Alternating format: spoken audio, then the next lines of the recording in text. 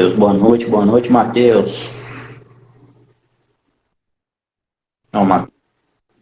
Eduarda, professor Francisco chegando.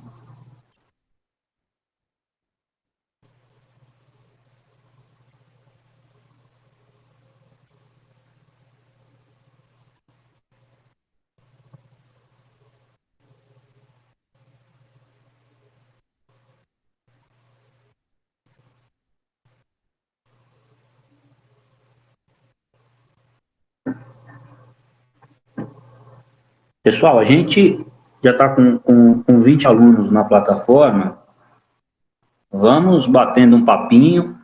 A gente fala um pouquinho aqui no começo, retomando um pouco do que teve na aula passada, e é o tempo do restante dos colegas irem entrando e a gente entrar no conteúdo da aula de hoje. Beleza? Bom, nós estamos aqui Administração e Recursos Humanos. É um prazer estar com vocês, sob a coordenação do professor Marino, e hoje a gente vai agora falar um pouquinho daquilo que a gente viu na aula passada, até porque é fundamental a gente retomar o conteúdo da aula passada para a gente poder aprender, entender o conteúdo da aula de hoje, porque vocês vão perceber, e eu falei isso na última aula, fiquem atentos com esse ponto, nós vamos precisar dele na aula que vem. E esses conteúdos, eles, de modo que, para concluir a aula seguinte. Bom, o que a gente viu, então, na aula passada? Relembrando, lá na nossa aula de número 1, a aula de noções de direito constitucional, nós vimos a definição do que é uma Constituição. E vocês provavelmente se lembram que eu disse que a Constituição é a chamada lei maior, ou seja, a principal no nosso ordenamento jurídico. E disse para vocês que, em latim, o termo usado é lex mater, que significa lei-mãe, ou seja, a mãe de todas as leis. Bom, nós vimos também a classificação. Lembra que a gente gastou um tempinho na classificação? Fizemos uma questão sobre classificação e percebemos que uma Constituição pode ser classificada pela sua origem, e aí a sua origem se divide em três. Ela pode ser outorgada, aquela que é imposta, forçada, promulgada ou cesarista. Vimos a questão da forma, que ela pode ser escrita ou não escrita. Falamos também da estabilidade, lembra? A possibilidade de mudança, imutável, rígida, superrígida, flexível. E falamos, por fim, da extensão, sendo que a Constituição pode ser sintética, resumida, ou analítica, aquela que contém um número maior de detalhes, que é o caso da nossa, com 250 artigos. Depois, nós falamos dos elementos. Os elementos orgânicos, limitativos, ideológicos, os elementos de estabilização e os elementos de aplicabilidade. Ou seja, a divisão dentro da Constituição pelos títulos e capítulos.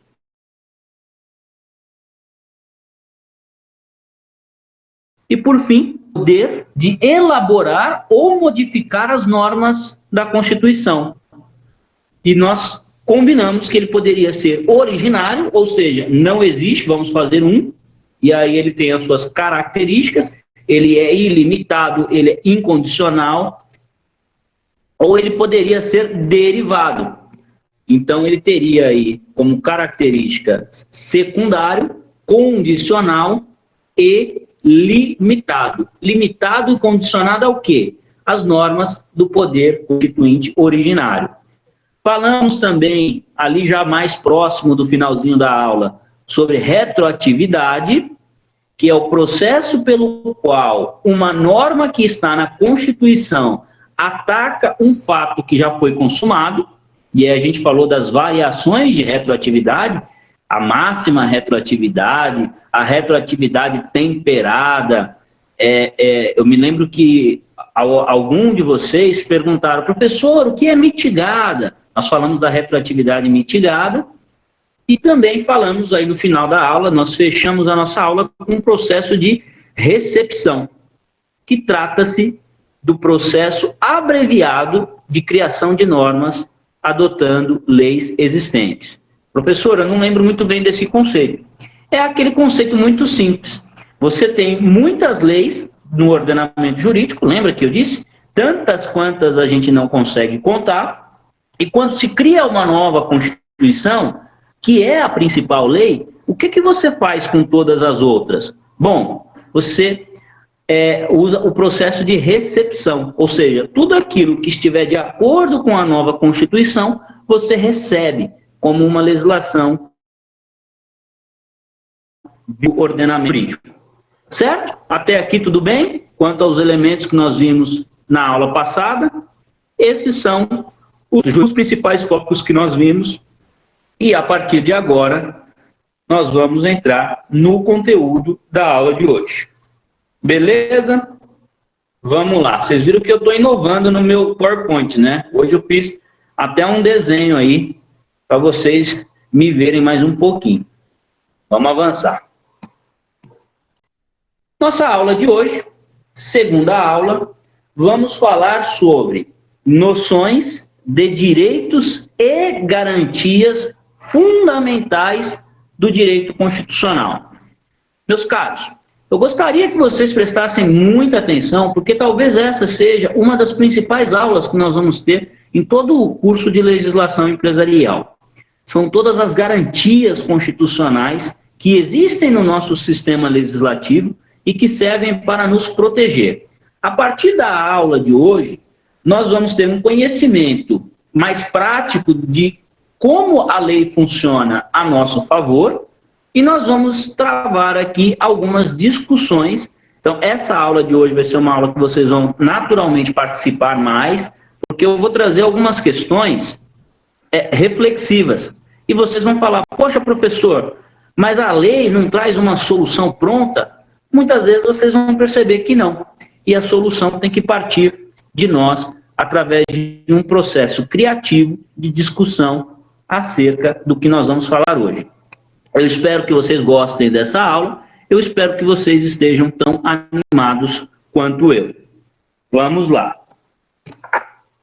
Qual é o conteúdo que nós vamos ver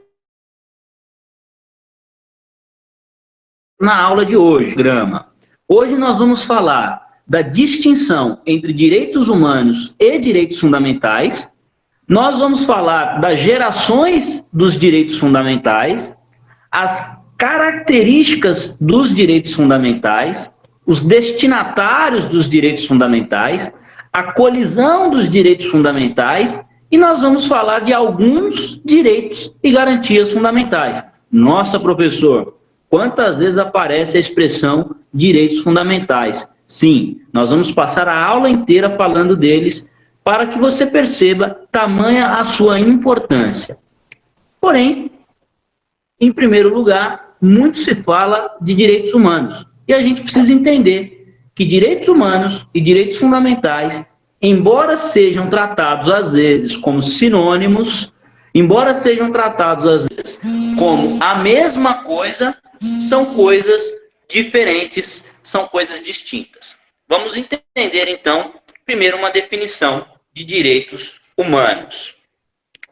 Os direitos humanos consistem em direitos naturais garantidos a todo e qualquer indivíduo e que devem ser universais, isto é, se estender a pessoas de todos os povos e nações, independentemente de sua classe social, etnia, gênero, nacionalidade ou posicionamento político.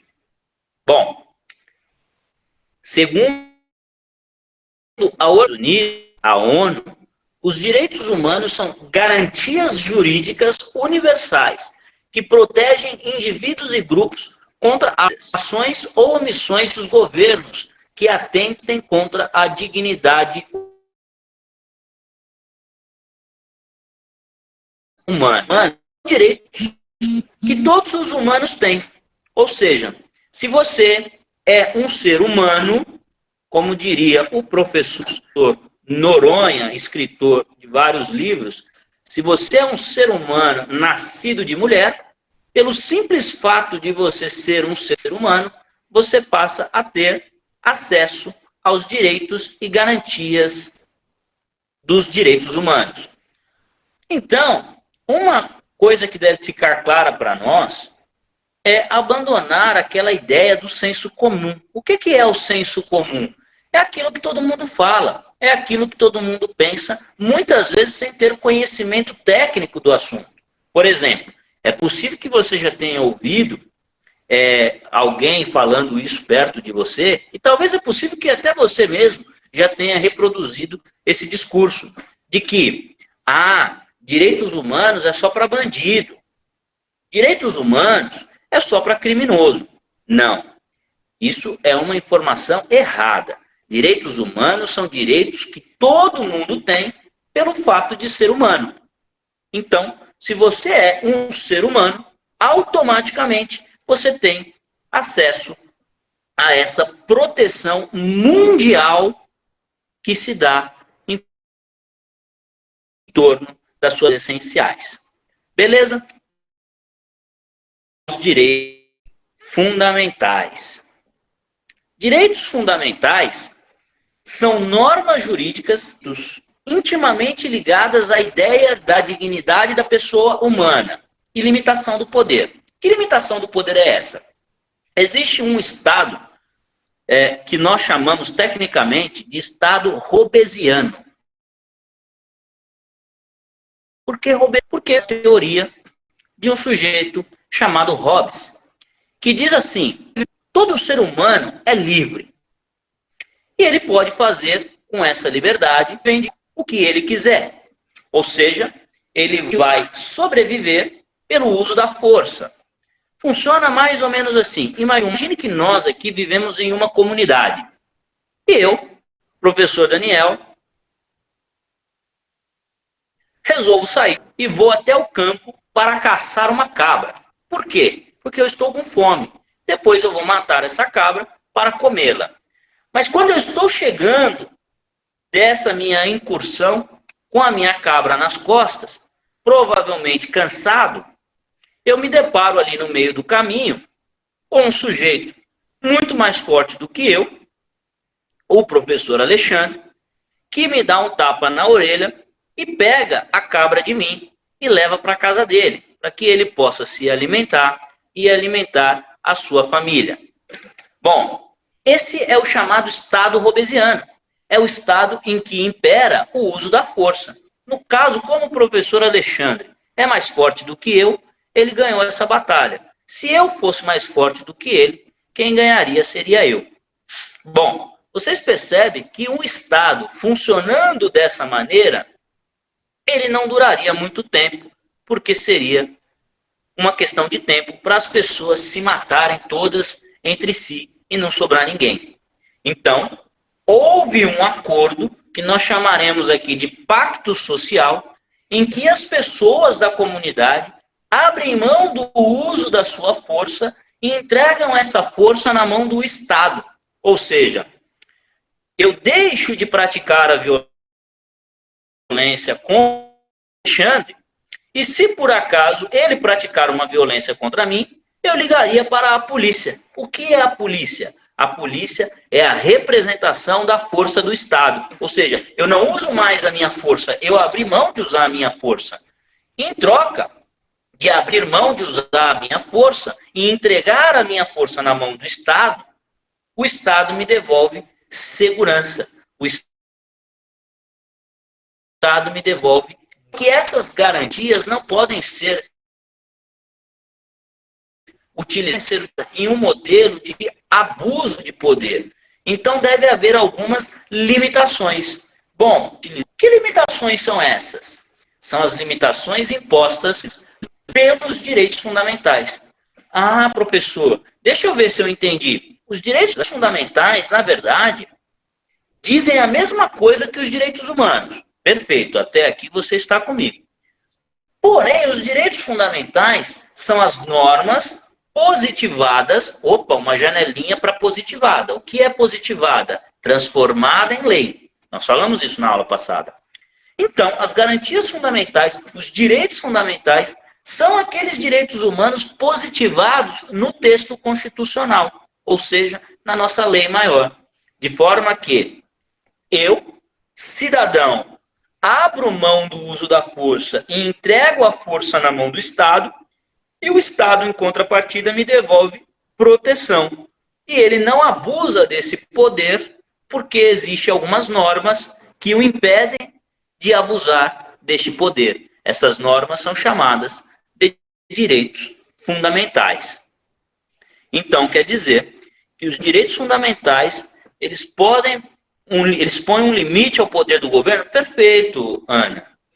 É exatamente isso que fazem os direitos fundamentais. Bom, vamos continuar aqui na leitura da nossa definição. Tratam-se, assim, o quê? Os direitos fundamentais, de garantias formalizadas ao longo do tempo, inerentes aos indivíduos, ou seja, ela serve para seres humanos. E em razão disso, atrelados às concepções de direitos humanos, ou seja, é o que a gente falou. Eles são muito próximos. Direitos fundamentais e direitos humanos, eu diria que eles são primos. Eles cresceram na mesma casa. Eles têm uma relação de parentesco. Só que os direitos fundamentais são aqueles que foram incorporados ao sistema jurídico de cada país. Eles estão positivados, enquanto que os direitos humanos, eles são universais, ou seja, eles funcionam em todo e qualquer lugar deste planeta. Vamos ver o que a Ana colocou. Enquanto os direitos humanos só dão a proteção a qualquer ser humano nascido de mulher, os direitos fundamentais também. Quando a gente brinca, ou Ana, que são mágica, que eu falo assim, ser humano nascido de mulher, o que eu quero dizer com isso? Que os direitos humanos e os direitos fundamentais, eles são destinados a pessoas. Então, você não consegue, por exemplo, numa discussão patrimonial, falar assim, a dignidade do meu carro, a dignidade do meu apartamento. Não existe isso. A dignidade é algo que só ser humano pode ter. Então, quando nós falamos de direitos fundamentais, e quando eu trago para vocês essa expressão, ser humano nascido de mulher, eu quero dizer exatamente isso, que é uma definição destinada a pessoas e não a coisas. Legal? Ficou clara essa distinção entre os direitos humanos? E para vocês, qual é a diferença de direitos humanos e direitos fundamentais? Você vai dizer para essa pessoa, eles são primos, cresceram para você na mesma casa, mas tem uma diferença. Os direitos fundamentais são garantias positivadas na nossa Constituição. E se você tiver um tempinho, eu gostaria que você anotasse isso no seu bloco de nota, que os direitos fundamentais são garantias positivadas na nossa Constituição. Beleza? Vamos avançar. Bom, segunda parte da nossa aula, nós vamos falar sobre a geração dos direitos fundamentais. Como assim geração? Os direitos fundamentais são muitos. E eles não nasceram de uma vez só. A gente não olhou um para a cara do outro e disse assim, poxa, como seria legal que houvessem direitos fundamentais? Vamos escrever aqui numa folha de papel. E aí os direitos fundamentais surgiram. Não foi assim. Os direitos fundamentais foram surgindo ao longo do tempo. E eles são marcados por avanços sociais que a nossa comunidade foi passando ao longo da história. Bom, nós vamos falar aqui das 3 primeiras gerações, que são as mais importantes. Os direitos fundamentais da primeira geração começam a nascer com as revoluções burguesas e com a crise das monarquias absolutistas. Surge do conflito entre burguesia e monarquia. Os direitos fundamentais de primeira geração dizem respeito ao direito, propriedade, direitos políticos, igualdade e formas de garantias processuais. Vocês vão se lembrar que vocês aprenderam lá nas aulas de história, provavelmente entre a 8ª série e o 2º colegial, que o seu professor ou a sua professora de história falou de um período chamado período feudal. O que é o período feudal? Período feudal é uma época em que existia feudos. E nesses feudos havia um sujeito que mandava em todo mundo e havia uma classe que obedecia a esses sujeitos. Eram então chamados os servos, o clero e o terceiro estágio, que são o monarca, ou seja, o sujeito que manda em todo mundo.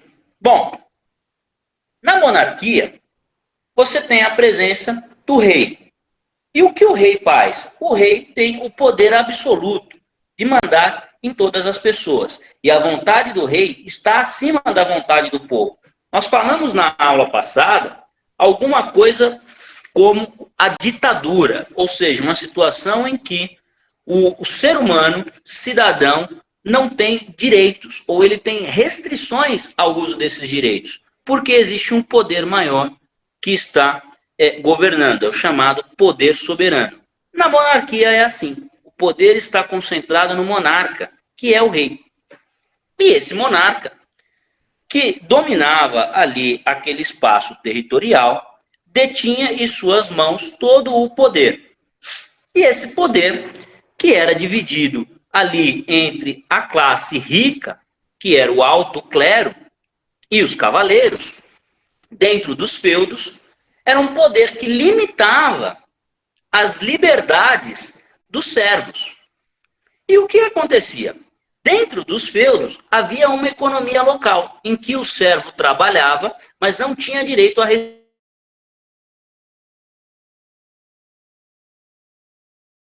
receber. Legal, as pessoas gostam de trabalhar e receber. Esses servos começaram a montar, em torno desses feudos, algumas feiras livres. Ou seja, eles produziam alguns produtos, levavam para fora do feudo e comercializavam esses produtos entre eles. Eram chamados a região dos burgos. E daí ficou conhecida a tal da classe burguesa ou chamada burguesia. Num dado momento, esses servos perceberam que eles eram a maioria e eles tinham ali a concentração das transferências de riqueza. Ou seja, eles eram que produziam, eles eram que tinham ali em suas mãos o poder das trocas, das permutas, e num dado momento eles falaram assim, poxa, por que a gente continua aqui se submetendo ao poder desse sujeito que não faz nada? Houve então a primeira grande revolução. E nessa revolução, em que eles cortaram a cabeça do rei, ou seja, vocês vão perceber ao longo do tempo. Nós vamos falar disso, Vinícius. Já respondo a sua pergunta. Vocês vão perceber que as grandes conquistas, elas são marcadas com muito sangue. Por exemplo, essa primeira geração de direitos, essa primeira onda de garantias, teve muita gente morreu nessa primeira revolução. E quais foram os resultados dessa revolução? Nós conseguimos algumas conquistas, que são elas: a liberdade, as garantias processuais, a chamada igualdade formal, o direito de propriedade e os chamados direitos políticos. O que é a liberdade? A liberdade é o seguinte: esses servos, eles não tinham liberdade. Tudo que eles fossem fazer, eles tinham que pedir permissão ao senhor feudal. Eles tinham que pedir permissão ao monarca. E agora, depois da Revolução, depois que eles tomaram o poder, qual foi o primeiro direito que foi instituído? O direito de liberdade. Você pode entrar e sair do feudo a hora que você quiser. O que nós conhecemos hoje, e a gente muitas vezes fala, como direito de ir e vir. Isso é um direito derivado do direito de liberdade. Garantias processuais. Não havia um processo. Quando um servo era condenado, quem julgava era o senhor feudal, da cabeça dele. Então, se ele acordasse de bom humor, pode ser que o servo recebesse ali uma pena mais branda. Mas se ele por acaso tivesse de mau humor, é possível que esse servo recebesse até uma pena de morte, por exemplo, como acontecia. Então, quando se fala em garantias processuais, nós estamos falando que diante de um processo, diante de uma acusação, deverá ser seguido um rito, deverá ser seguido um procedimento específico, pré-estabelecido, que vale para todo mundo. E se eles valem para todo mundo, nós estamos falando da chamada igualdade formal. O que é igualdade formal? É tratar todas as pessoas de maneira igual. O direito de propriedade. Os servos não tinham direito de propriedade. Tudo pertencia ao rei. Tudo pertencia ao monarca. E com o direito de propriedade, os servos puderam, aliás, passaram a poder a adquirir coisas. E, por fim, os direitos políticos. Os servos não tinham direito a voto. Só a classe mais rica podiam votar. E esses direitos políticos são chamados direitos políticos de primeira geração. Por que de primeira geração? Esses direitos foram evoluindo ao longo do tempo. Por exemplo, nessa conquista, os direitos políticos eram direitos em que o homem, chefe de família, poderia votar. A mulher não, o adolescente não, e os demais membros da família não. Então, é um direito ainda muito limitado, fruto dessa primeira revolução, que é a chamada primeira geração dos direitos fundamentais. Antes dela, não tinha nada. Antes dela, não haviam direitos. E agora, pela primeira vez na história, lá por volta de 1690 a 1750, ali um pouco antes ainda da Revolução Industrial, nós estamos falando da Revolução Industrial, não, desculpem, da Revolução Francesa, de 1789. Nós estamos falando dessa primeira geração, ela vem antes da Revolução Francesa. Então, nós estamos falando ali de meados de 1650. É quando surge na história a primeira geração de direitos fundamentais. Nós passamos agora ao estudo da segunda geração. Vinícius, segura sua pergunta, porque ela do final, falando da terceira geração. Bom, na segunda geração, o Estado, ele já era um Estado um pouco menor, ou seja, era um Estado que exercia menos poder, só que ele era ausente e mostrou um grande fator de desigualdade. Por que desigualdade?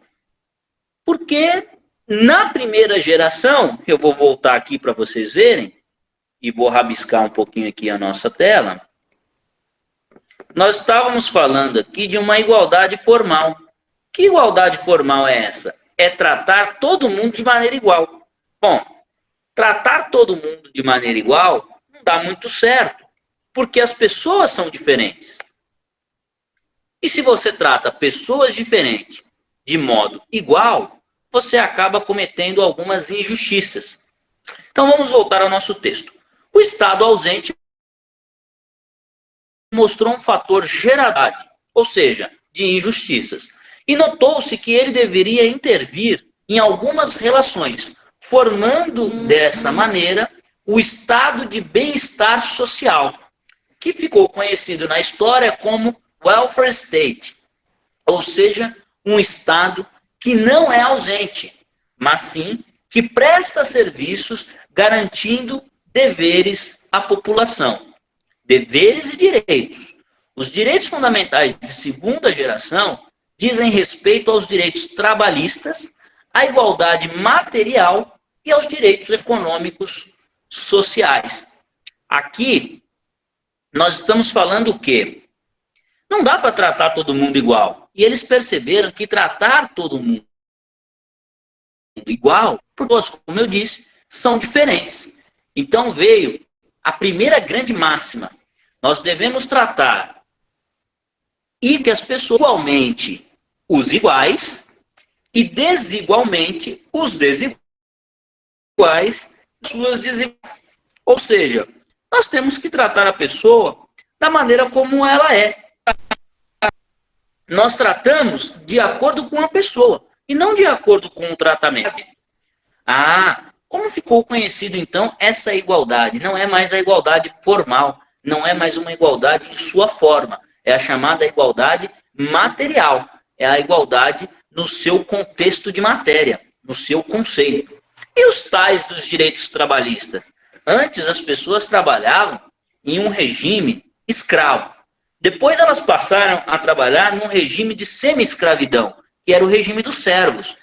E agora elas passaram a trabalhar num regime em que elas recebiam pelo trabalho. Tudo bem. Mas imagine, e esse é o momento mais apropriado para a gente poder falar sobre os direitos trabalhistas.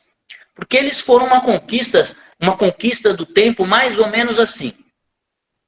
Antigamente, e eu vou fazer uma linha do tempo com exemplos. Vejam se vocês acompanham para a gente chegar onde eu quero que a gente chegue. Que é a compreensão da conquista dos direitos trabalhistas, que são direitos fundamentais de segunda geração. Vamos lá.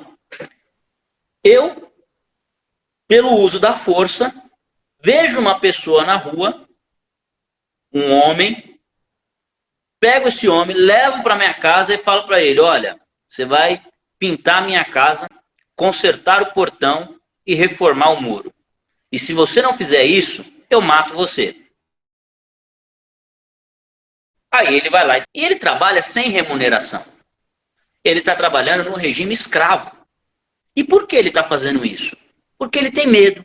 Medo de que se ele não fizer, eu vou usar a minha força. Legal. Então esse é o trabalho escravo.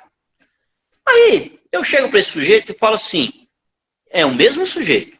Você vai para minha casa, você vai reformar o portão, vai pintar o muro, só que eu vou dar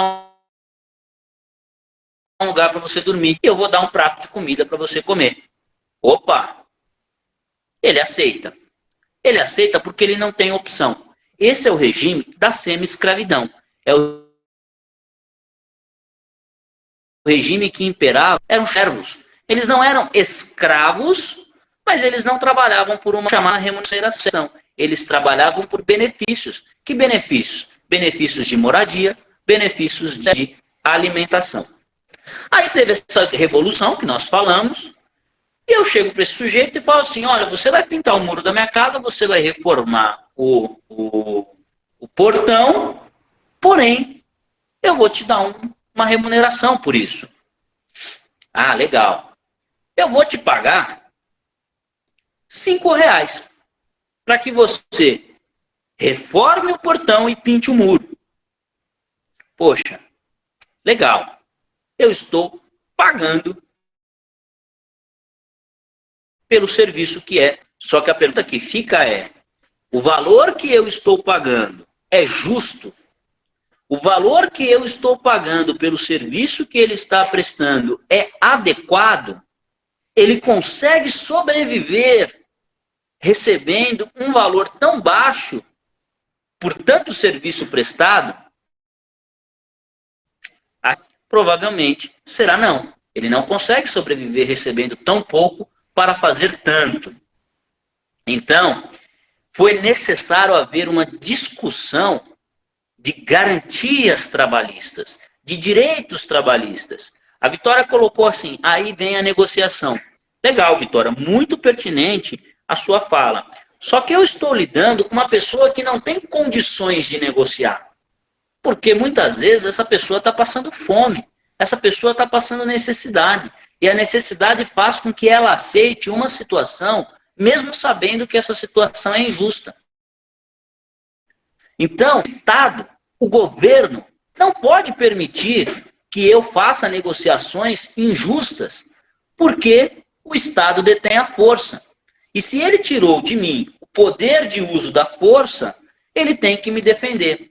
Como ele faz isso? Com garantias. Então surgem os chamados direitos trabalhistas, que estão no artigo 7 da nossa Constituição Federal. Ou seja, se você vai contratar um sujeito para pintar um muro e para reformar o portão, ou vice-versa, que eu já devo ter confundido, falado que ele pinta o muro, pinta o portão, reforma o muro, reforma o portão, a Constituição vai dizer, você tem que pagar para esse cara um salário justo, um salário adequado. E hoje, provavelmente, vocês já ouviram falar salário mínimo.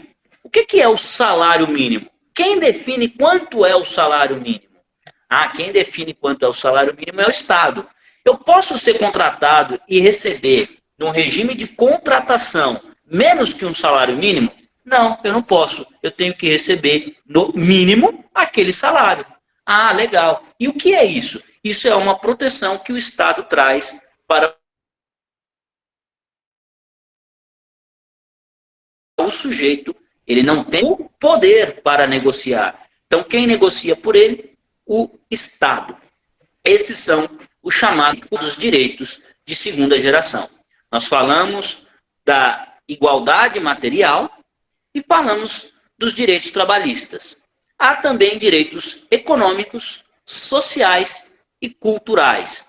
Ou seja, quando nós estamos falando de direitos culturais, nós estamos falando do direito ao lazer. Ninguém dava importância para o lazer. Ninguém dava importância para o descanso, para a diversão, para a cultura. E quando eu falo de lazer, direito ao lazer, você já deve ter ouvido falar sobre uma coisa chamada o descanso remunerado semanal. Provavelmente você não trabalha de domingo a domingo. Você tem uma folga, que essa folga pode ser ou no final de semana ou durante a semana. Mas você tem um dia para que você possa descansar, para que você possa se divertir, para que você possa ir ao cinema, para que você possa ir ao shopping. Se você é estudante, provavelmente você tem uma carteirinha e quando você vai ao cinema, você não paga o valor que todo mundo paga. Você vai pagar o valor pela metade. Aquilo é um benefício. Que benefício é esse? É o chamado benefício cultural. São condições que o Estado nos oferece para que a gente possa gozar desses direitos. Ou seja, mais uma vez, é a atuação do Estado em favor do ser humano para garantir os direitos fundamentais. Vamos avançar um pouquinho e vamos à terceira geração. Bom, num dado momento, em meados de 1938, começa aquilo que a gente ficou mundialmente conhecido como Segunda Guerra Mundial. Na Segunda Guerra Mundial, vocês vão se lembrar, também aprenderam isso na escola, lá nas aulas de história, que um sujeito acordou num determinado dia e disse assim: eu sou perfeito. E quem não for igual a mim, não é perfeito. E se não é perfeito, deve morrer. Vocês se lembram quem foi esse sujeito?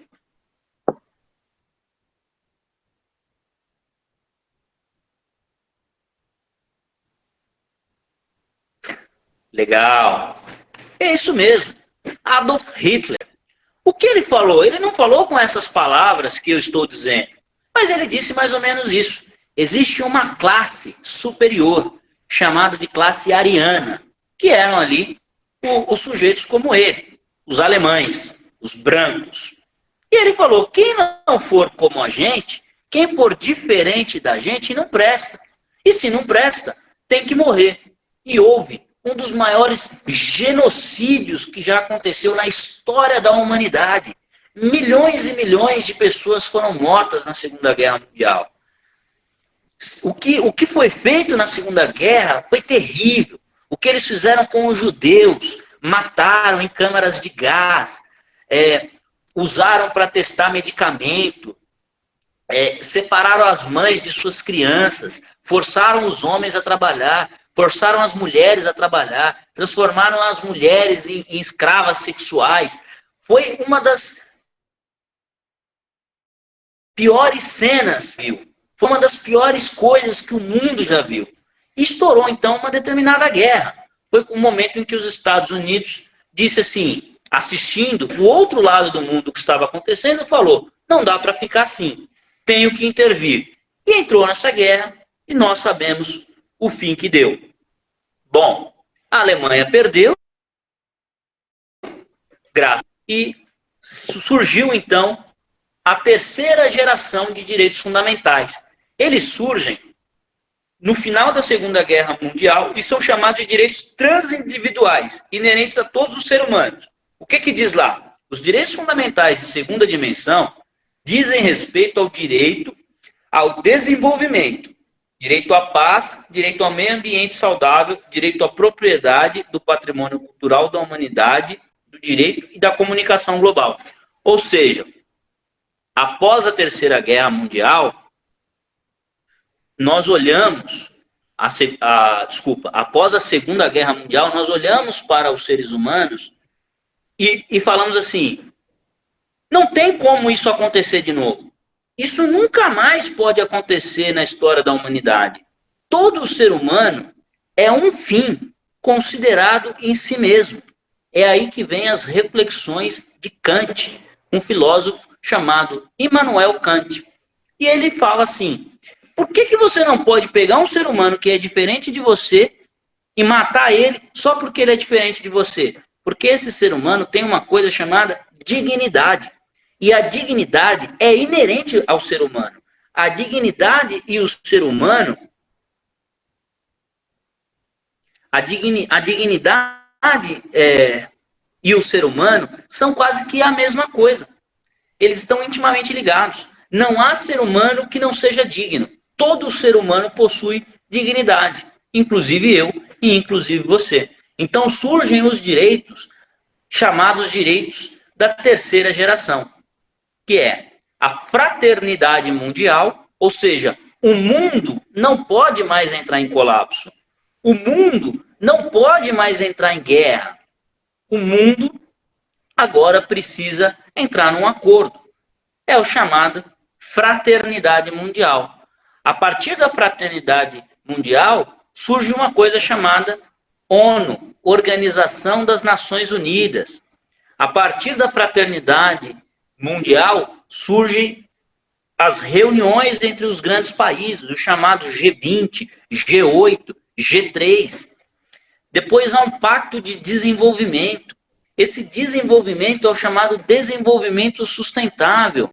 Ou seja, nós superamos a era industrial e agora a gente precisa pensar que se a gente não cuidar da sustentabilidade do nosso planeta, nós vamos destruir o planeta e não vamos ter onde morar. Então, todos os países do mundo entram num acordo de desenvolvimento sustentável. É aí que começa as discussões como reflorestamento, despoluição de rios. Há também, nessa terceira geração, um acordo de paz.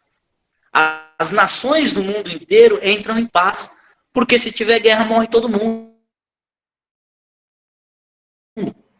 E direito de propriedade. Mas você vai me dizer, professor, propriedade não é um direito da primeira geração? Eu vou dizer que sim.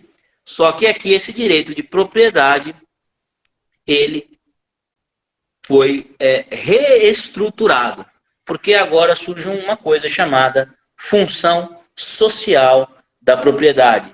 Ou seja, a propriedade precisa atender a um fim de uma coletividade. Você não pode mais ter muitas terras e não fazer nada com essas terras. Se você tem muitas terras, você precisa ou manter o plantio, ou manter moradias, ou manter alguma atividade econômica que gere empregabilidade. Certo? Havia, Silvio, só para você saber, uma incursão contra Hitler, e ele ficou sabendo dessa incursão e resolveu se matar antes. Mas eu vou pedir para a gente ficar aqui no nosso tema, porque senão esse desvio pode tirar a nossa atenção. Beleza? Vamos avançar. Então são esses são essas as 3 gerações dos direitos fundamentais. A primeira geração, a segunda geração e a terceira geração. Essas são as principais porque são marcadas por grandes batalhas, por grandes conquistas que foram marcadas com muito sacrifício, para que nós tenhamos hoje esse rol de direitos que eu estou dizendo aqui para vocês. Foi preciso muita gente entrar na linha de frente, muita gente morreu, e esses direitos, infelizmente, escritos com uma caneta de sangue. Por isso nós devemos dar muita atenção e muito respeito aos nossos antepassados que lutaram para que hoje a gente pudesse gozar desses direitos. Porque há tão pouquinho tempo atrás, coisa de um século atrás, que na história da humanidade sem ia garantir, e hoje nós temos tantas garantias e às vezes a gente não percebe o valor da nossa geração. Beleza? Vamos avançar agora para a terceira parte da aula, em que a gente fala das características dos direitos fundamentais. Bom, esses direitos que nós estamos falando, todos eles, têm algumas características. Algumas características gerais e algumas características específicas. As gerais são 2. Nós vamos falar aí do lado escuro da tela. E as características específicas são essas 4. Na verdade, tem muito mais do que 4. Eu separei as 4 principais que nós vamos discutir aqui do lado branco da tela. Bom, vamos às características supremacia formal e material em relação aos outros direitos. Ou seja, existem muitos direitos, mas os direitos fundamentais têm uma supremacia formal. O que quer dizer isso? Que está intimamente ligado ao seu sentido jurídico, encontrando-se unicamente presente em constituições rígidas. Olha aqui um conteúdo que a gente viu na aula passada. Lembra das constituições rígidas? Então, na supremacia formal, os direitos fundamentais nas constituições rígidas, e diz respeito ao fato de ser essa a norma suprema. Alguém pode me dizer o que é uma norma suprema?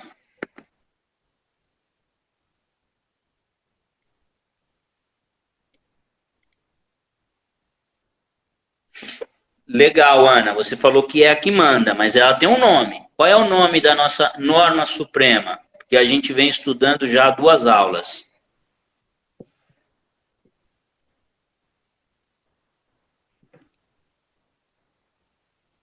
Eu vou dar um tempinho para vocês responderem qual é a norma suprema.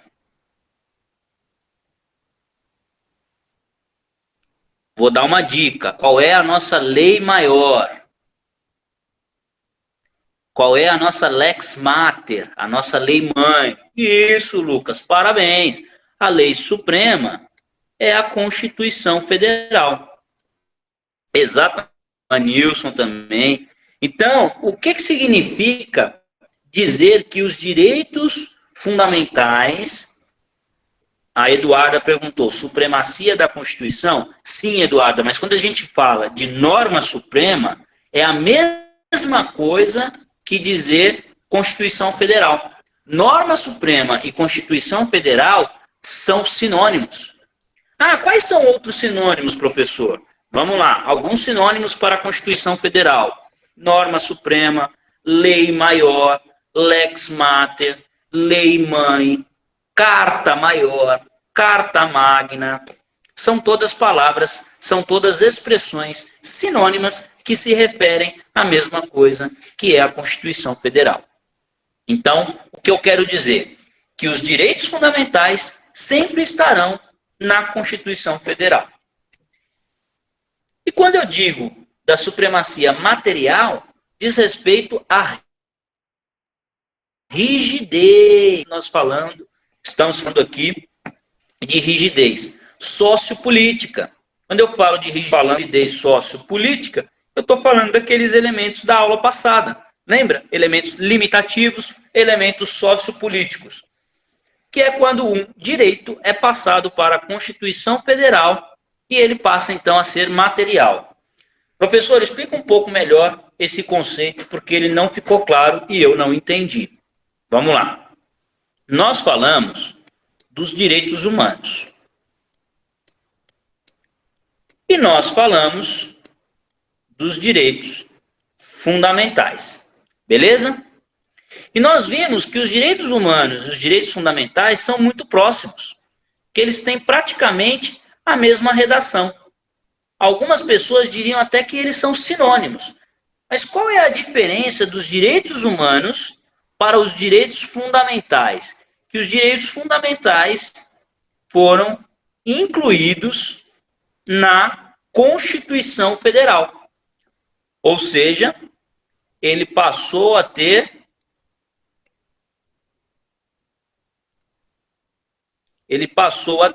uma supremacia material. Certo? Ficou claro? Legal. E por fim, direitos fundamentais, aqui no item 2, são... Opa, atenção! Deixa eu ver o que o Marcos falou aqui, antes da gente entrar nesse assunto. Professor, meu pai tinha uma pizzaria em uma cidade do interior. O maior salário do comércio era o do pizzaiolo. R$500. Da cidade era de 300 a 450. Éramos fora da lei? Você vai ter que observar, Marcos, em que ano foi isso. Porque o salário mínimo, ele sofre correções todo ano. Por exemplo, quando eu comecei a trabalhar, quando eu tive o meu primeiro salário, o salário mínimo da época era R$645. Hoje já é 998. Então esse salário ele vai sendo corrigido ao longo do tempo. Quando você fala assim que não faz muito tempo, então precisa analisar o poder de compra da cidade. Provavelmente vocês estavam fora. Agora, se havia alguma legislação amparando isso, aí não. É um caso isolado que a gente precisaria entender em que cidade foi, qual é a lei que vale naquela cidade e se tem alguma edição de piso e teto de salário mínimo. Mas, sem ter muitos elementos, eu diria que sim, vocês estavam fora, que está muito abaixo do que era o devido. Bom, vamos avançar. Quando nós falamos de direitos fundamentais, são cláusulas pétreas, eu peço para vocês aqui atenção para mais uma expressão técnica. Lembra como chama as nossas expressões técnicas? Alguém se lembra? Estou escrevendo aqui. Jargão. É isso aí, Marcos. Parabéns. Jargão. Quando nós falamos de cláusulas pétreas, nós estamos falando de mais um jargão. O que são cláusulas pétreas? São normas que não podem ser constitucional. Cláusula pétrea em latim significa pedra. Ou seja, é a cláusula pesada, a cláusula de pedra, a cláusula que não pode mudar. O que é um jargão mesmo? Jargão é uma expressão para palavras técnicas que carregam por trás de um conceito. E por trás dessa palavra existe um conceito, eu digo que essa palavra é um jargão. Beleza? Lembra do exemplo que eu dei na primeira aula? O exemplo era a palavra lide, a palavra litígio. Lembra? Alguém sabe o que significa lide? Alguém sabe o que significa litígio? Alguém se lembra? Briga, confusão. Treta, boa, Evanilson, é isso aí. Lide, a treta, a briga é o tal do litígio, que a gente conhece no direito como uma palavra técnica, como um jargão. Bom, o que são cláusulas pétreas? São normas que não podem ser alteradas. São normas que estão na Constituição e vão ficar lá para sempre. Ah, professor, isso tem a ver com o quê? Novamente, a gente está falando aqui da tal da rigidez. Lembre que na rigidez, algumas constituições, nós falamos na aula passada, são imutáveis, não dá para trocar, não dá para mudar. Algumas são rígidas, ou seja, dá para trocar, mas é difícil. Algumas são semi-rígidas, é o caso da nossa, e outras são flexíveis, ou seja, aquela que você troca com facilidade. Quando nós falamos de uma cláusula pétrea, nós estamos dizendo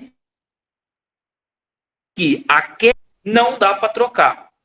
Ah, professor, mas e se a Constituição for flexível, ou seja, a Constituição permitir mudança? Tudo bem, a cláusula pétrea não pode mudar. Você pode mudar outras normas, mas as cláusulas pétreas, essa você não muda. E os direitos fundamentais são tão importantes, são conquistas tão significativas para nós, que eles foram estabelecidos como cláusulas pétreas. Ou seja, uma vez colocado, você não pode mais tirar. Essas garantias estão lá para sempre. Estão lá de maneira vitalícia. Certo? Vamos avançar. Bom, aqui nós vamos falar agora, na próxima tela, sobre a característica do direito fundamental ser inalienável, irrenunciável, imprescritível e universal. Nossa, quanto palavrão, professor. Vamos entender cada um deles de maneira isolada. Bom, o que são inalienáveis? Tais direitos, quais direitos? Os direitos fundamentais. Não possuem conteúdo econômico ou patrimonial. Então, eles são intransferíveis, inegociáveis e indisponíveis. E estão fora do comércio. Alguns direitos você pode negociar. Os direitos fundamentais significa que você não consegue renunciar. Opa! Irrenunciáveis quer dizer que não dá para voltar atrás depois de ter já feito? Isso! Exatamente.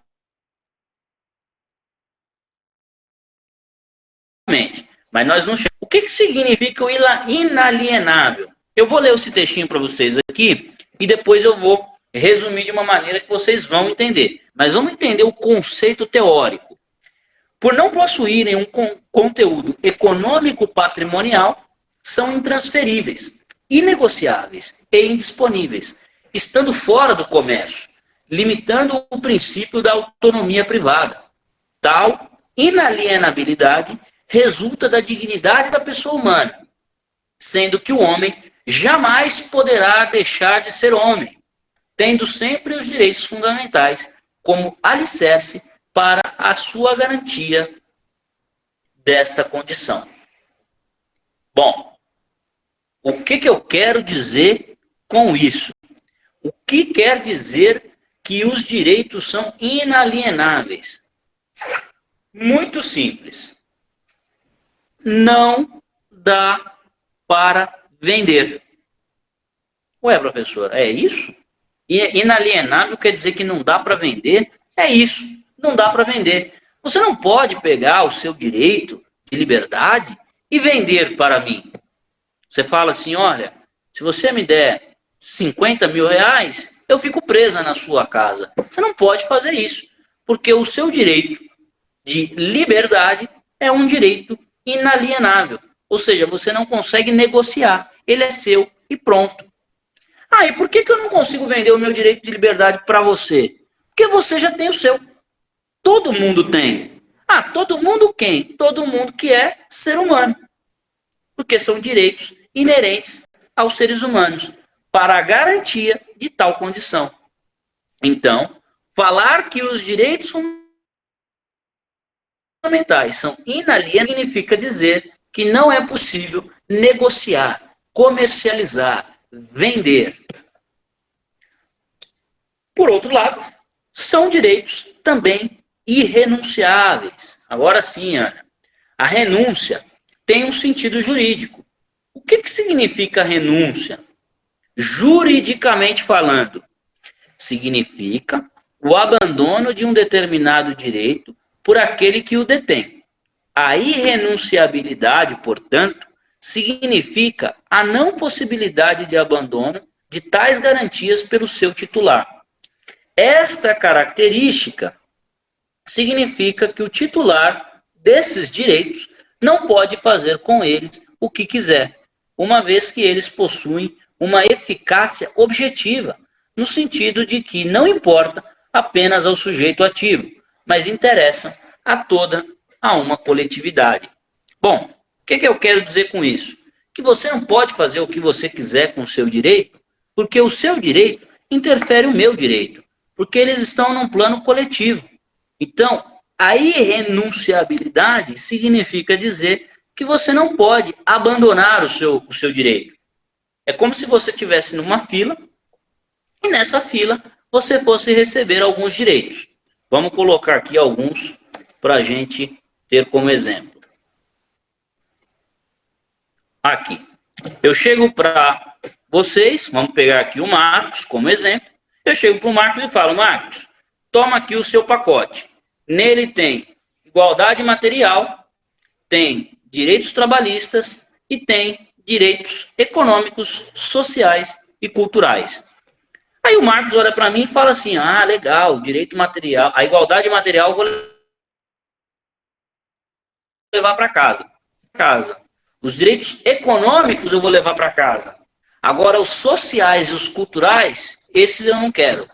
Marcos, infelizmente, você não pode renunciar a esses direitos. Você tem que levá-los também para a sua casa, porque os direitos fundamentais são inerentes ao ser humano, ou seja, estão com você e pronto. Eles te acompanham por onde você for. Você não pode abrir mão desse direito. É isso que significa a expressão irrenunciável em sentido jurídico. Beleza? Vamos para as próximas duas características.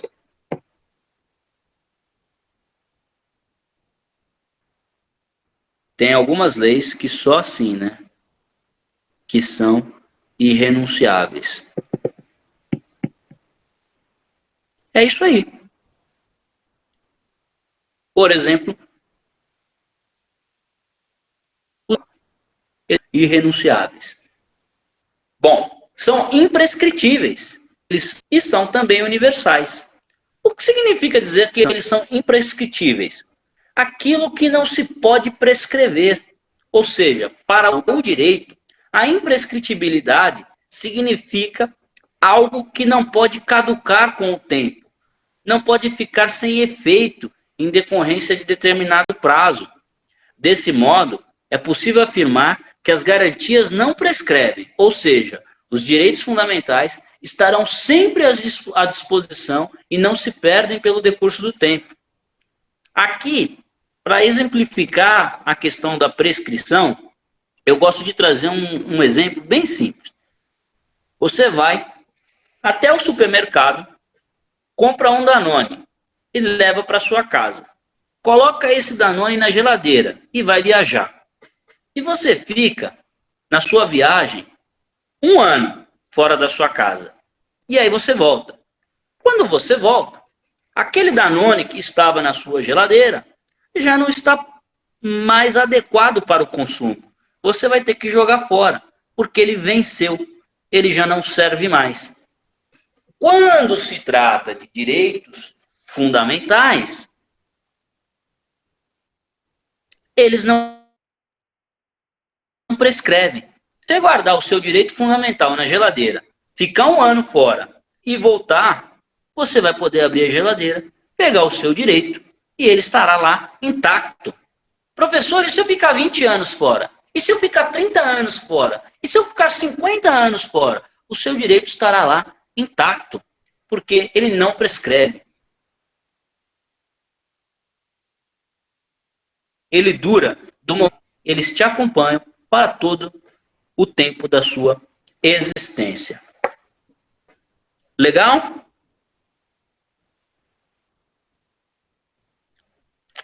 Vamos agora falar da característica deles serem universais. Os direitos fundamentais possuem a característica da universalidade. Isso significa que, uma vez que foram criados, devem ser direcionados a todos, independentemente de nacionalidade, cor, raça, crença, convicção política, filosófica ou qualquer outra. Olha, um rol de em favor de indivíduos seriam superiores ou não é nova. Os forais e as cartas de Roma já continham isso na Idade Média. O que eu quero dizer com isso? Que conheceu a ideia de se estabelecer um rol escrito, ou seja, quando eu escrevo esses direitos, eu estou dizendo que os direitos são mais importantes do que aquele que escreveu. Ou seja, a pessoa que escreveu esse direito pela primeira vez é menos importante do que o direito que ela está escrevendo. Daniel, não entendi. É mais ou menos assim. Os direitos fundamentais, eles não são criados, eles são declarados.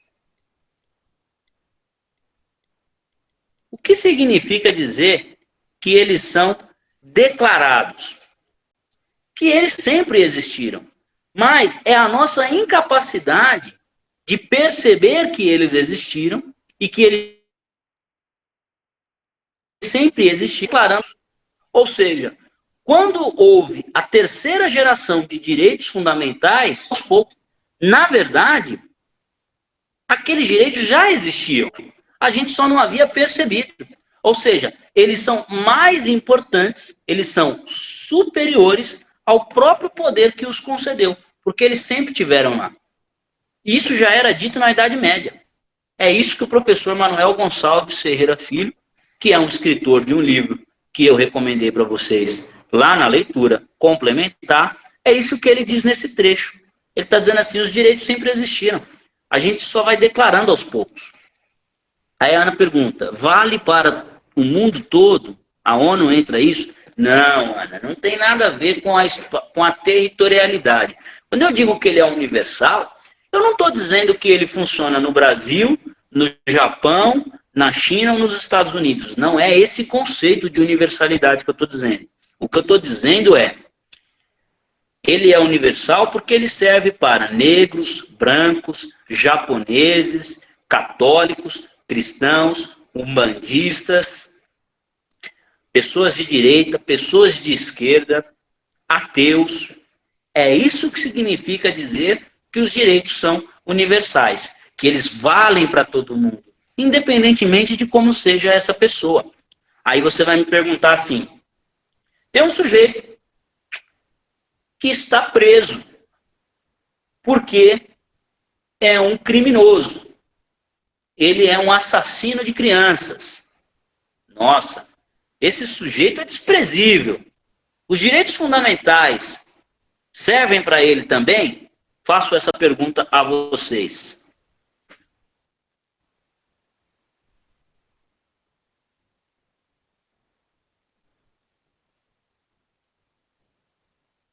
Se é para todos, sim. Exatamente. Porque eles são universais. Ah, professor, você falou um pouco mais atrás sobre o Hitler. Os direitos universais também alcançavam Hitler? Também. Também alcançaram os ditadores brasileiros? Também. Os criminosos? Os bandidos? Também. Porque eles são para todo mundo. Pessoas do bem e pessoas que não são do bem. A universalidade significa que os direitos fundamentais abrangem a todos. Beleza?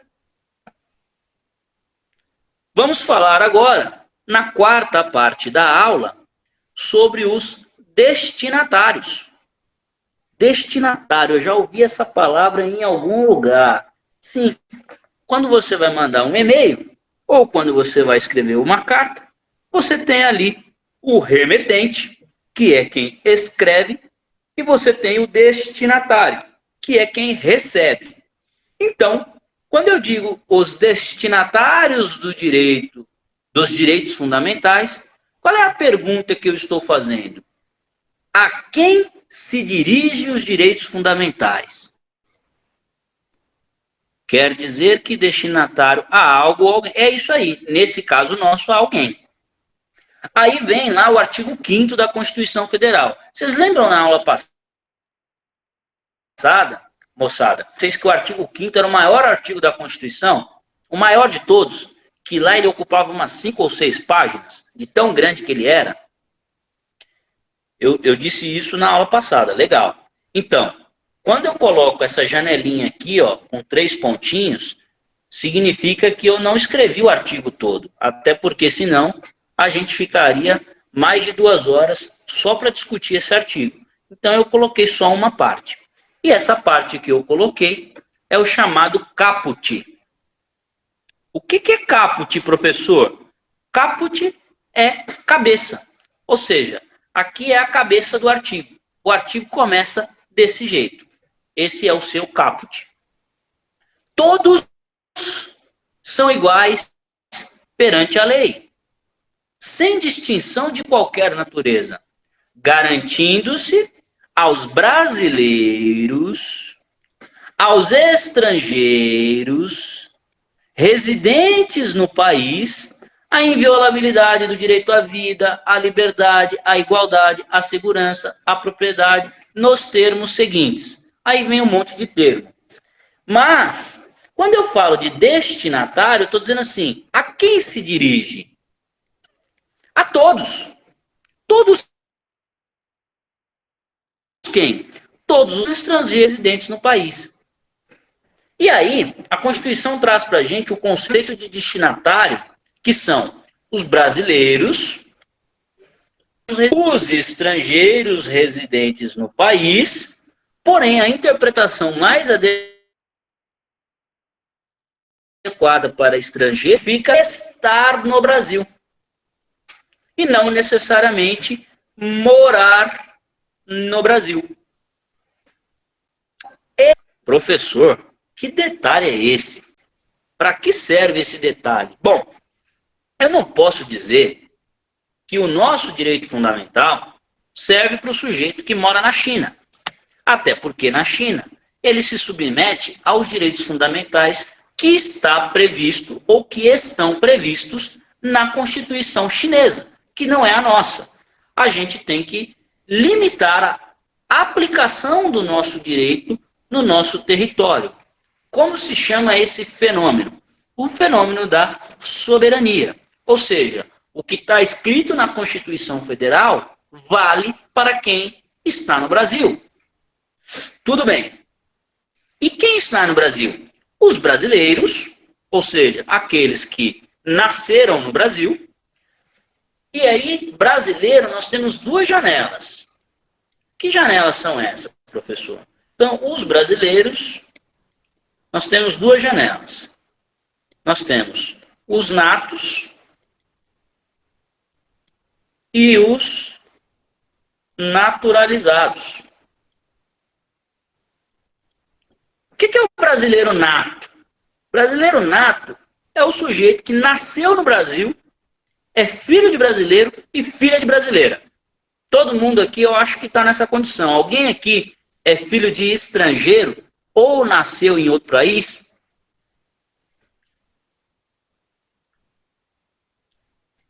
Se você nasceu no Brasil, seu pai é brasileiro, sua mãe é brasileira, você é chamado brasileiro nato.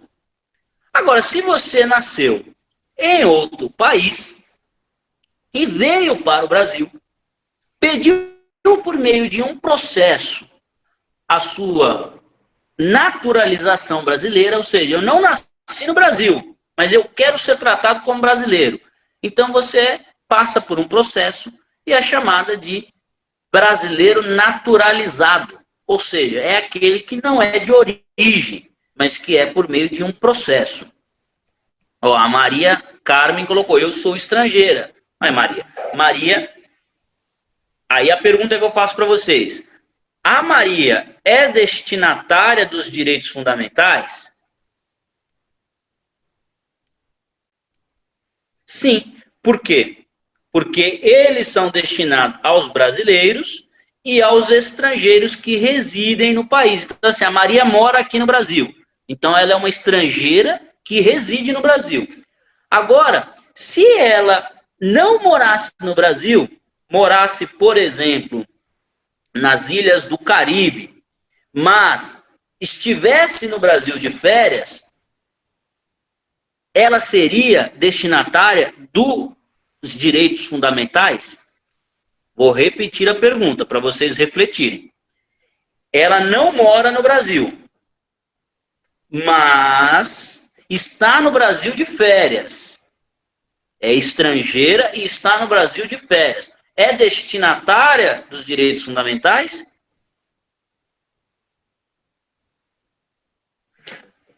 Exatamente, sim. Por quê? Basta estar no país. Pisou o pé no Brasil, é destinatário dos direitos fundamentais. Deixa eu responder a sua pergunta aqui. Marcos, professor, se eu cometer um crime fora do país, eu sou exportado para o Brasil para ser julgado aqui ou sou julgado lá fora mesmo? Depende.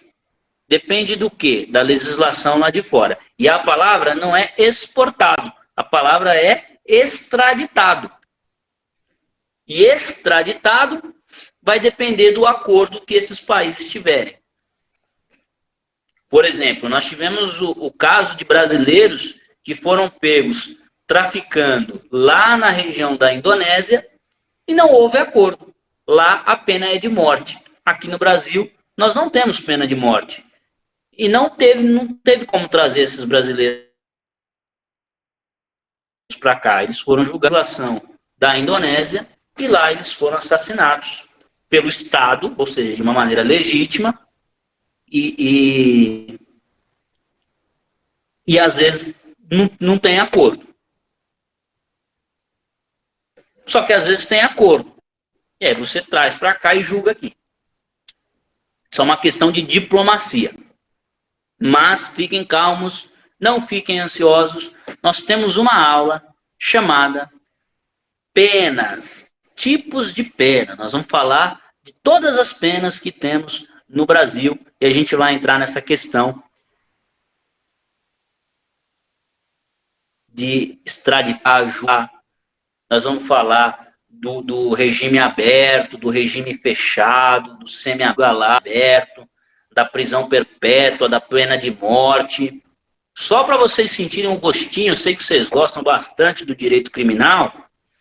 Tem pena de morte no Brasil? Pergunta rápida, para a gente não fugir da nossa aula. É só para deixar vocês... Ó, a Ana colocou que não, a Ruth que não, Marcos que não.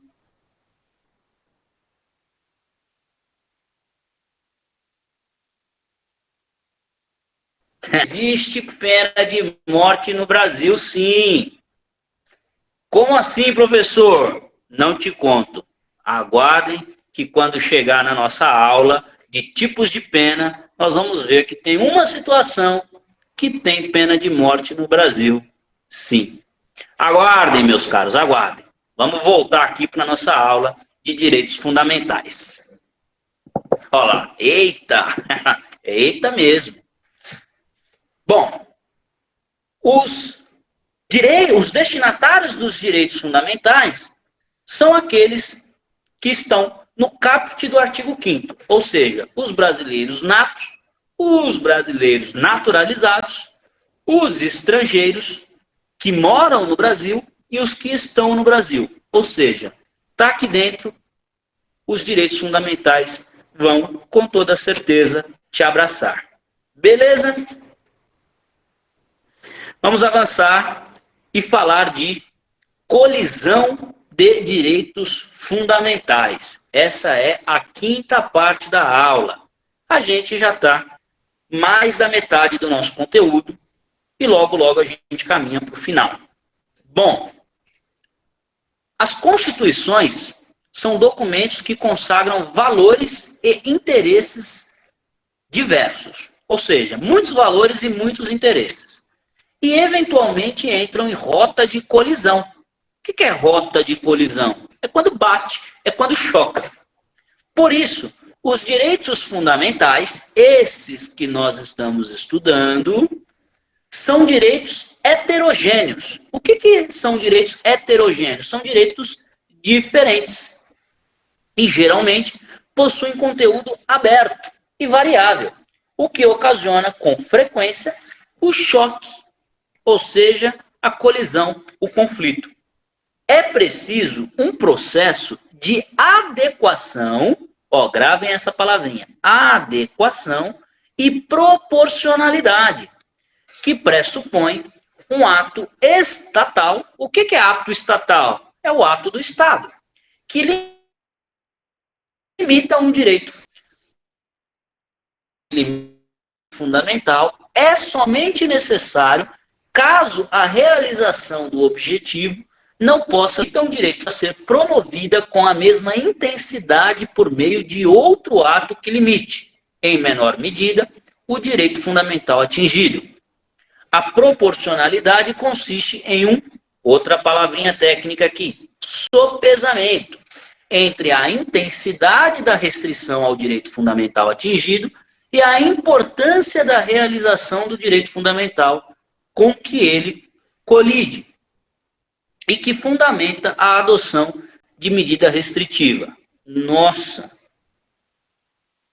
que coisa confusa. Calma lá que vocês vão entender. O que eu digo quando falo de colisão de direitos fundamentais? Bom, vamos recapitular o que a gente viu até agora. Ao longo do tempo, tivemos muitas conquistas históricas marcadas por sangue, marcadas por gente que lutou bravamente para que a gente fosse declarando a existência de determinados direitos. Que direitos são esses? Os direitos que são inerentes a todos os seres humanos, e nós chamamos eles de direitos fundamentais. Esses direitos fundamentais foram todos colocados num lugar chamado Constituição Federal. E quando eles entraram na Constituição Federal, nós falamos que eles tinham uma natureza de cláusula pétrea, ou seja, eles não podem mais ser alterados, eles não podem mais ser mudados. Então, quando eu digo que eu tenho o direito à liberdade, eu tenho e pronto. E ninguém pode tirar esse direito à liberdade de mim. Quando eu digo que eu tenho o direito à dignidade humana, ninguém pode tirar a dignidade humana de mim. Quando eu digo que eu tenho o direito à propriedade, à vida, à saúde, ninguém pode tirar esses direitos de mim. Legal. Até aqui, tudo bem. Nós vimos que os direitos são irrenunciáveis, ou seja, eu não posso abrir mão desses direitos, eu não posso vender esses direitos, e esses direitos são universais, eles são para todo mundo.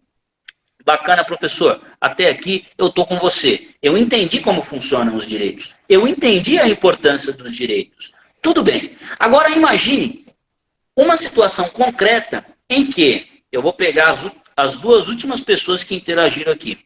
De um lado, a Ingrid. Do outro lado, o Silvio, que não é Silvio, mas é Ana. Então nós temos a Ingrid e a Ana. A Ingrid é sujeita de direitos fundamentais. A Ana também. A Ingrid é abraçada pelos direitos fundamentais. E a Ana também. Todos os direitos fundamentais alcançam a Ingrid e alcançam a Ana. E elas se veem numa situação em que elas estão em conflito, elas estão em choque, em rota de colisão, e cada uma levanta um direito que é fundamental. O direito da Ingrid é contraditório ao direito da Ana. E o direito da Ana é contraditório ao direito da Ingrid. E aí eu falo para vocês, aliás, eu pergunto para vocês, como que resolve? Se dois direitos que são importantes, que são fundamentais e que têm o mesmo valor jurídico entrarem em rota de colisão.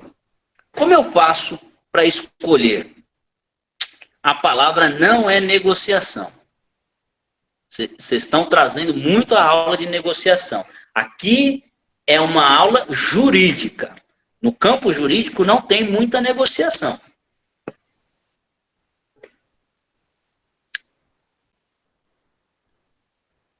Aí eu vou fazer uma outra pergunta para vocês. Existe algum direito que vale mais do que o outro?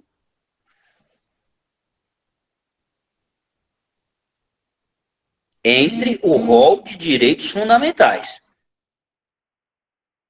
Então, entre os direitos fundamentais, existe algum que vale mais do que o outro? Essa é a primeira pergunta. Vou dar um minutinho para vocês responderem. De dois. Ó, a Ana falou que não, ainda.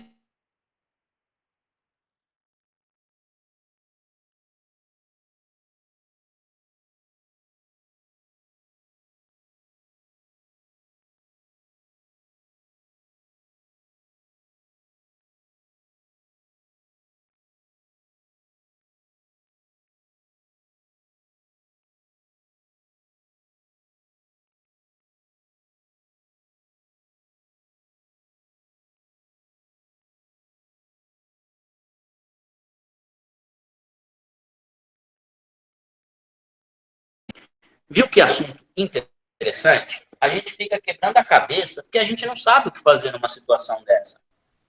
Existe isso, Evanilson, 10 para você, Evanilson. Adequação. Eu coloquei aqui, moçada, adequação, proporcionalidade. É o dado momento em que a gente vai ter que analisar o chamado caso a caso. Então, nessa situação, Ingrid versus Ana, eu tenho que analisar o que vale mais para esta situação. Ou seja, num contexto geral e genérico, ambos têm o mesmo valor. Mas para o caso concreto, para o caso específico, como que eu vou adequar esses direitos para saber qual vai prevalecer diante do outro? Eu tenho que ter algum recurso, algum meio de fazer isso. Bom, eu vou trazer para vocês aqui algumas imagens. Eu gostaria que vocês vissem essas imagens e a gente vai discutir algumas. Combinar? Vocês conseguem ver a minha tela, né? Bacana. Vamos lá, vou colocar algumas imagens e nessas imagens tem alguns gatilhos para a gente poder discutir. Vamos lá.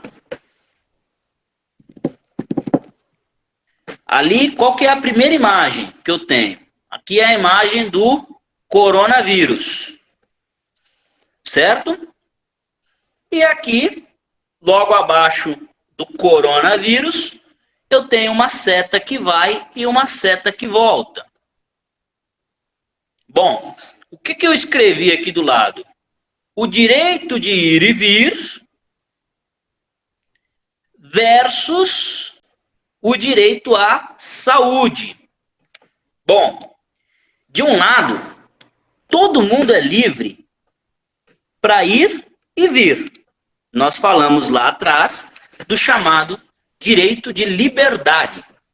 Então, eu posso, por exemplo, agora, nesse momento, sair da minha casa e ir até um shopping. Certo? Certo, eu posso, porque eu tenho garantido na Constituição o meu direito de ir e vir. Só que existe lá fora uma pandemia, um coronavírus. E para proteger a saúde das pessoas, a minha saúde e a sua saúde, veio um decreto dizendo para a gente ficar em casa e evitar aglomerações. Então o shopping não abre. Aí eu pergunto a vocês, eu quero ir ao shopping. E eu quero entrar no shopping. E essa é a expressão do meu direito de liberdade, de ir e vir. Por outro lado, eu não vou ao shopping porque eu estaria indo ao shopping prejudicando a saúde coletiva.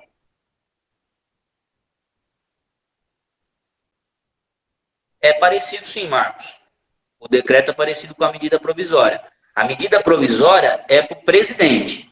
O decreto, quem vai editar são os governadores. Então, nós estamos falando de instâncias legislativas. Isso é processo legislativo. A medida provisória, qual é a principal diferença dela? É que ela tem prazo de validade. Lembra que a gente falou? Ela vence, ela caduca. 120 dias ela cai. O decreto, você pode trabalhar o prazo um pouco maior. E ele é mais direcionado para situações específicas. Mas qual é que é o ponto? Não vamos fugir aqui da nossa discussão. Esquece o decreto. Eu tô dizendo assim, de um lado eu tenho o direito de ir e vir, que é o direito de liberdade. Do outro lado, eu tenho o direito à saúde. Ambos são direitos fundamentais. E eu pergunto para vocês, qual vale mais? Em sentido, boa, Max. Os dois. Eu tô no orgulho de vocês, assim, que não sei se o professor Francisco está acompanhando a gente. Professor, estou radiante de emoção com a inteligência dessa turma. Eu vou falar para vocês. Esse não é um tema fácil e vocês estão assimilando muito bem.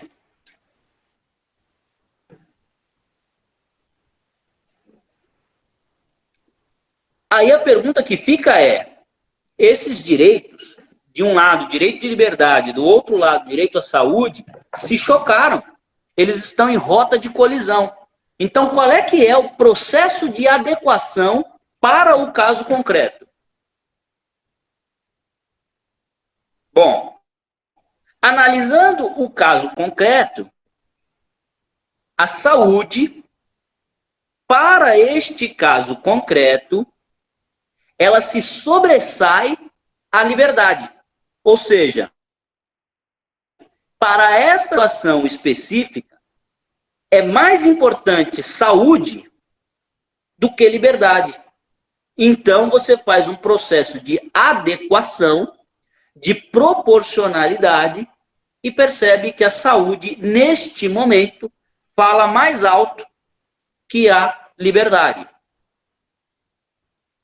É isso aí, Marco. Eles veem qual é o mais importante para o momento. Então, nesta rota de colisão, quem ganha? Saúde, exatamente. Então, vem a quarentena. Fique em casa. A propósito, hashtag fique em casa. Vamos agora para o outro lado da tela. Vocês estão vendo aqui gravador, microfone, câmera. O que essa imagem nos remete? À imprensa, aos telejornais, exatamente, ao jornalismo, à mídia, à comunicação. Existe um direito fundamental que é chamado direito à informação. O direito à informação é um direito fundamental. Todo brasileiro tem direito à informação.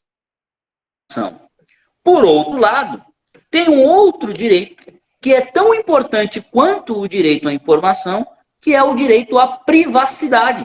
Eu tenho direito à privacidade. Tem coisas que eu faço que vocês não podem saber.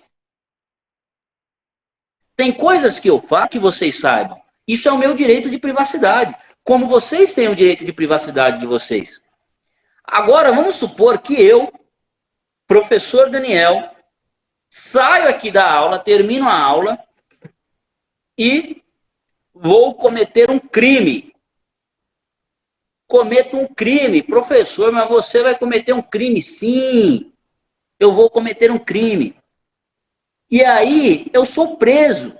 E quando eu estou naquele momento que eu estou algemado pela polícia, vem um repórter e começa a filmar a minha cara, para mostrar para todo mundo na televisão. E aí eu pergunto a vocês, o que vale mais? O meu dito de privacidade ou o seu direito de informação? Porque se eu estou sendo preso, eu vou pagar pelo crime que eu cometi. Como que eu vou pagar pelo crime que eu cometi? Eu vou responder a um processo, eu vou cumprir a minha pena. Agora, eu sou obrigado a me expor na televisão, todo mundo do país inteiro ver a minha cara. E depois que eu cumprir a minha pena, eu fico 2 anos na prisão, aí eu saio. Aí eu vou procurar um emprego. Eu vou fazer uma entrevista. E no momento que eu vou fazer a entrevista, o entrevistador olha para mim e fala: mas você não é aquele cara da televisão que foi preso? E agora? Essa é a pergunta. E agora? Eu vou tentar arrumar uma namorada. E ela olha para mim e fala: mas você não é aquele bandido da televisão? Não, sai daqui, não quero mais saber de você. Ou que eu tenho uma filhinha e eu estou preso e a minha filhinha chega na escola e os coleguinhas olham para ela e começam a praticar o bullying. Fala: mas seu pai não é aquele bandido? Você não é filha de bandido? O que eu gostaria de trazer para vocês aqui é uma reflexão que, às vezes, a simples exposição de uma pessoa num telejornal pode trazer consequências desastrosas para a vida dela. Vamos supor que eu precise de um crédito no banco, de um empréstimo. E quando eu vou tentar um empréstimo, o banco olha para mim e fala: mas peraí, você não é aquele cara que é bandido? Eu não empresto dinheiro para você.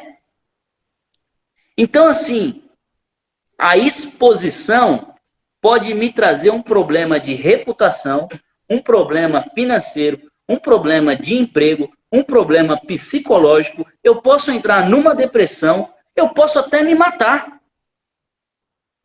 Mas, por outro lado, os crimes, nós vamos aprender na nossa aula de direito criminal, mas eu já adianto para vocês, os crimes são públicos. E se alguém comete um crime, é direito da população saber. Eu não disse o crime que eu havia cometido. Mas vamos supor que o crime que eu tivesse cometido fosse um crime de estelionato. Eu engano pessoas. Quando o telejornal mostra a minha cara para todo mundo ver, o que ele está fazendo? Protegendo as pessoas que eu ainda não enganei. Porque quando as pessoas virem o meu rosto na televisão, elas vão falar: poxa, se ele tentar me enganar, eu não caio mais, porque eu já sei que ele é bandido. Pior, aí eu não vou me usar como exemplo. Peço licença a vocês. Eu vou falar: se o fulano cometeu um crime de estupro, ele tem que aparecer, porque é direito de todas as mulheres que estão assistindo ao telejornal olharem para aquele sujeito que é um estuprador. Para se por acaso elas virem ele na rua, elas corram, fujam, reajam. E aí eu falo para vocês, aliás, eu falo não, eu pergunto: o que é mais importante, a informação ou a privacidade?